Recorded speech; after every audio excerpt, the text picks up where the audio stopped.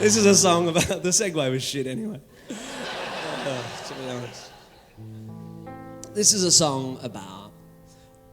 Fuck, I don't need it. This is a song about wanting to get famous, really. And the music industry. And having no depth.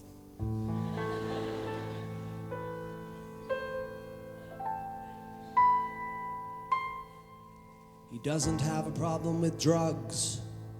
He just doesn't get them. He's fine that his mates have tattoos, but he thinks they'll regret them. He likes going to pubs, but he hates it when the music's too loud.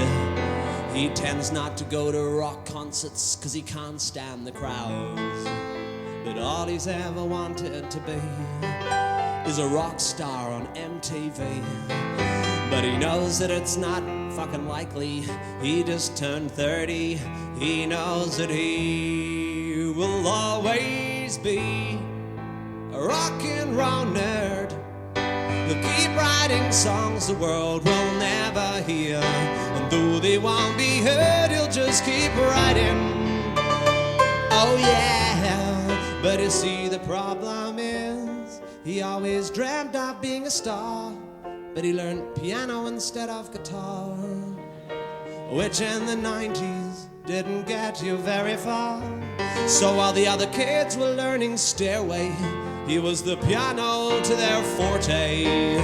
But he was convinced one day he'd rock their fucking asses, be an icon for the disenfranchised masses, and grow his hair long and rebel against the state. But just for now that'd have to wait, 'cause he's running late for his morning classes. And he will always be a rock and roll nerd. He'll keep playing gigs that no one knows about.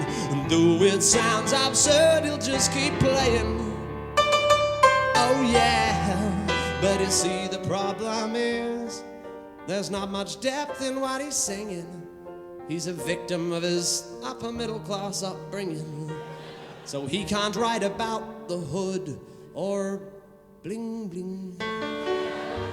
So he sits and imagines his girlfriend is dead, to try and evoke some angst in his middle class head.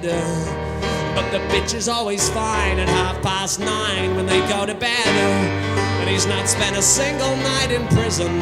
He has no issues with nutrition. He has no drinking problem and no drug addiction. Unless you count the drugs they put in chicken. And marijuana always tends to make him cough. He doesn't look good with his t-shirt off, and when he tries to act tough, you can tell he's tricking. While his mates will go out late, popping pills and having fun, he goes home and showers and gets a good 8 hours. He gets his thrills from his morning run. And while his mates will go on dates, taking speed and drinking cans of Jim Beam, he stays home and cooks, curls up with a book with the girl he's had since he was 17. 'Cause he's never really been part of the scene. Give him Guns N' Roses, he'll take Queen. He's more into Beatles than the Stones. He's more Stevie Wonder than Ramones. And he's never owned a transit van. He never shot a Pantera fan. He doesn't know the difference between metal and thrash. He couldn't tell you nothing about Axl and Slash. He likes Ben Folds and the Jackson 5. He knows all the words to Staying Alive. And though he wants to be all grungy and cool, he spent 11 years at a motherfucking private school. So it don't matter how he tries, he cannot hide behind his rock and roll lies. 'Cause if you either got it or you don't, yeah, you'll either rock it or you won't. Yeah, you either got it or you don't. Yeah, you'll either rock it or you won't.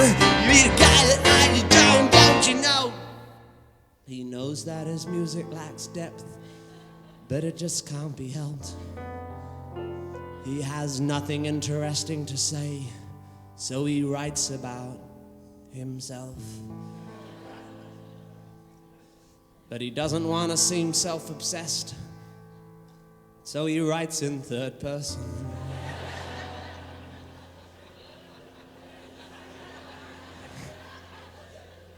In an attempt to seem more rock and roll, but he suspects it's not working.